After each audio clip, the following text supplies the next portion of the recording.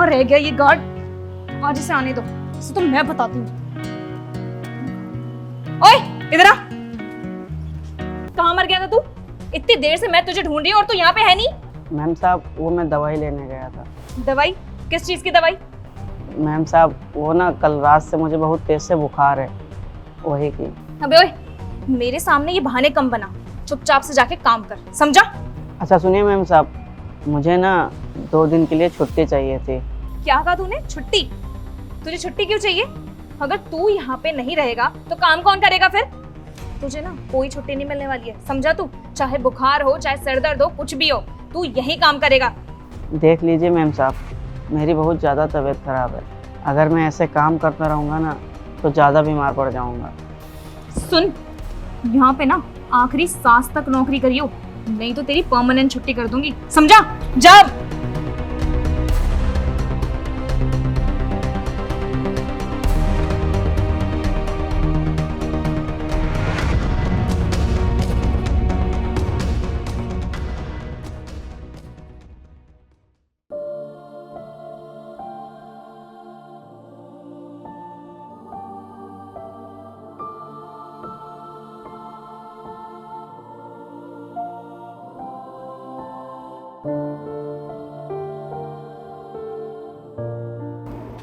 साहब बहुत भूख लगी है, कुछ खाने को दे दो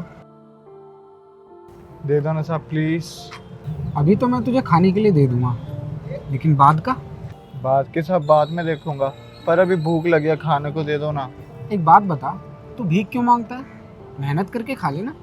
साहब अगर काम होता तो भीख ही क्यों मांगता, मैं काम करता ना। अच्छा चल मान ले, अगर मैं तुझे कोई नौकरी दूंगा तो तू भीख मांगना छोड़ देगा? हाँ साहब, जब काम मिलेगा तो मैं भीख क्यों मांगूंगा, छोड़ दूंगा। क्या क्या काम कर लेता है? साहब आता तो कुछ नहीं है। अबे गाड़ी पे कपड़ा तू मार सकता है, इतना तो आता है ना? हाँ मार लूंगा, कपड़ा चमका दूंगा गाड़ी आप। तो फिर ठीक है, पार्किंग में जितनी भी गाड़ियाँ खड़ी है ना, इन सब पे तू कपड़ा मारियो। साहब कितने पैसे मिलेंगे? देख, तुझे 2 वक्त की रोटी मिलेगी, रहने के लिए छत मिलेगी, और खाने पीने के बाद कुछ खर्चा भी बच जाएगा तेरे लिए। खाना पीना भी मिलेगा साहब? फिर तो ठीक है, बताइए मुझे कब करना है काम। चल अभी चल। अभी? हाँ हाँ बैठ।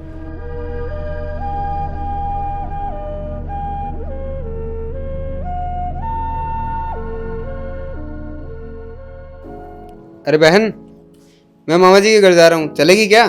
नहीं, आज मैं कहीं नहीं जा रही, मैं मंदिर जाऊंगी, मेरा फास्ट है। और एक काम करो, आप अकेले चले जाओ। चल ठीक है, फिर मैं जाता हूँ।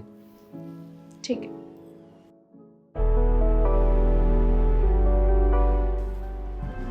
नमस्ते साहब, आपने बुलाया?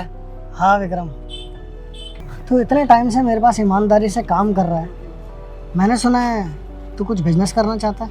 हाँ साहब, अपनी दुकान खोलना चाहता हूँ, लेकिन मेरे पास पैसे नहीं है।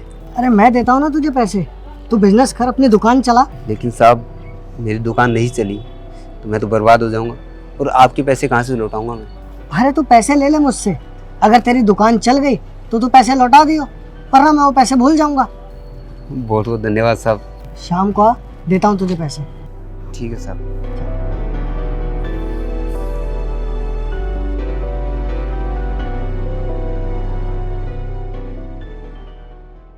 भाई वो जोत जलाने का टाइम हो गया, मंदिर में जोत जला दे।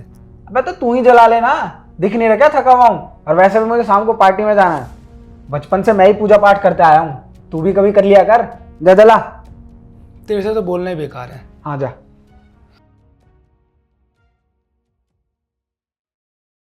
हेलो पापा। हाँ बेटा बोल। कहाँ हो यार आप? आपको पता है ना कि जोत जलानी है, कहाँ बिजी रहते हो आप? अरे तो तू कर लेना पूजा। पापा आज तो त्योहार है, कभी नहीं करते, आज तो कर लो। तुझे तो पता है मुझे पूजा पाठ में इंटरेस्ट नहीं है, अब फोन रख। ठीक है।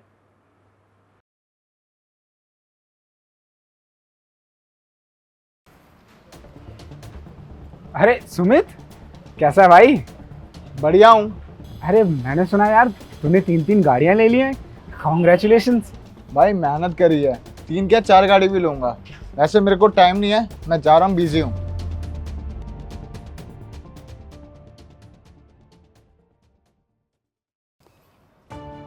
अरे विक्रम कैसा है, क्या हाल है?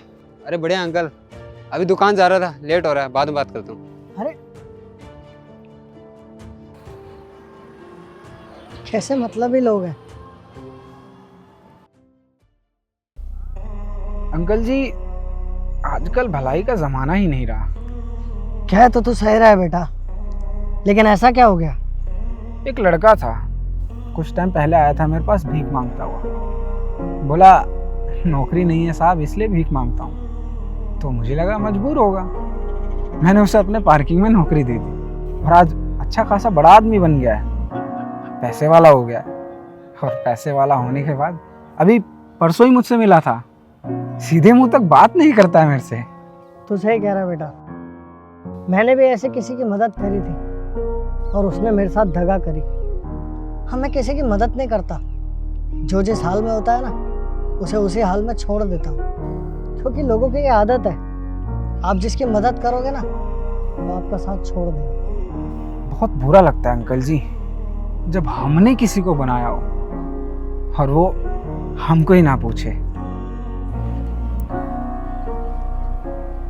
सत्य कहा आपने।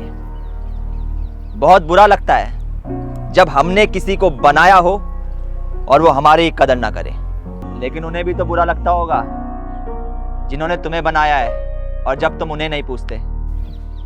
मतलब पंडित जी, आप कहना क्या चाहते हैं? मतलब मैं ये कहना चाहता हूं, कितना टाइम आप पूजा पाठ में देते हो? आप शाम को अगर मंदिर में बाती जलानी हो तो कह देते हो आपके पास टाइम नहीं है, बच्चों से कहते हो आप जला लो। और आपके पास भी वक्त नहीं होता उस परमपिता परमेश्वर के लिए जिसने इस सृष्टि को रचा है। और फिर आप कहते हैं कि बहुत बुरा लगता है जब हमने किसी को बनाया होता और वो हमें नहीं पूछता। उसने पूरी सृष्टि को बनाया है तो ज्यादा नहीं, दिन में 2 बार तो आप वक्त निकाल सकते हैं उस ईश्वर के लिए। क्यों, सही बात है या गलत? लेकिन पंडित जी, मैं तो व्रत भी रखती हूँ और पूजा भी करती हूँ, फिर भी मेरे साथ इतना गलत क्यों हुआ, आप बताएंगे? आप उस ईश्वर को तो याद कर रही हैं, लेकिन उस ईश्वर ने कुछ ऐसे कर्म भी बताए हैं जिन्हें आप फॉलो नहीं कर रही हैं। मतलब ये कि ईश्वर ने कहा है कि सभी जीवों पर दया भाव दिखाओ, सभी से अच्छे से पेश आओ। आपके व्यवहार में ये चीजें हैं ही नहीं। थोड़ा पीछे की ओर जाते हैं, याद करो आपने एक गरीब चौकीदार को सताया था, धमकाया था। ये तो आपके अच्छे कर्म हैं जो आप यहाँ पर खड़ी हैं, वरना शायद आज आप इस दुनिया में भी नहीं होती। याद है कुछ दिन पहले आपका एक्सीडेंट हुआ था? हाँ हुआ था, लेकिन खुशकिस्मती से मुझे बस हल्की सी खरोंची आई थी। ये अच्छे कर्म नहीं होते ना तो शायद आप आज इस दुनिया में नहीं होते। कर्म हमेशा प्रधान होते हैं, इसलिए हमेशा ऐसे कर्म करो कि आप खुद से नजरें मिला सको, समाज में आपका एक अस्तित्व और समाज आपकी वजह से एक बेहतर जगह बने रहने के लिए।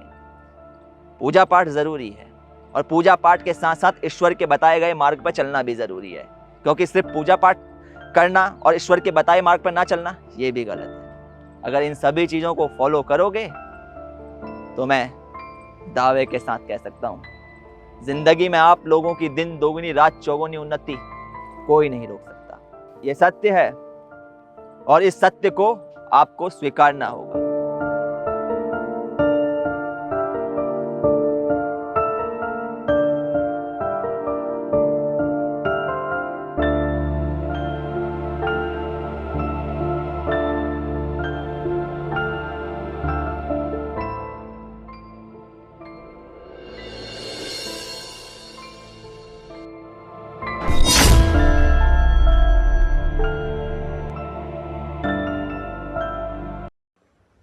सबसे पहले तो आप सभी लोग ये बताइए कि आप सभी लोग हमारी इस वीडियो को कहां से देख रहे हैं और आप लोग हमारी वीडियोस को कब से देख रहे हैं। हमारी इस कहानी का मेन उद्देश्य यही था कि हमें हमेशा प्रत्येक दिन उस परम पिता परमेश्वर का धन्यवाद देना चाहिए कि उनकी वजह से हमें एक नया दिन देखने को मिल रहा है। उनका धन्यवाद देना चाहिए जिन्होंने इस समस्त सृष्टि को रचा है। उनका धन्यवाद देना चाहिए क्योंकि उन्हीं की वजह से हमारी सांसें चल रही हैं, उन्हीं की वजह से हम बोल पा रहे हैं, चल पा रहे हैं, इस पृथ्वी पर अपना जीवन जी पा रहे हैं। क्योंकि हम इंसान हैं, हमें भी बुरा लगता है जब हमने किसी को बनाया हो और वो हमें पूछे तक ना। तो जिसने इस समस्त सृष्टि को रचा है उसे भी तो बुरा लगता होगा जब हम लोग भटक जाते हैं और उस ईश्वर को ही नहीं पूछते हैं। वीडियो पसंद आई हो, वीडियो का मैसेज पसंद आया हो तो हमें सपोर्ट करें। मिलते हैं आप सभी लोगों से जल्द एक नई वीडियो में एक नई स्टोरी के साथ।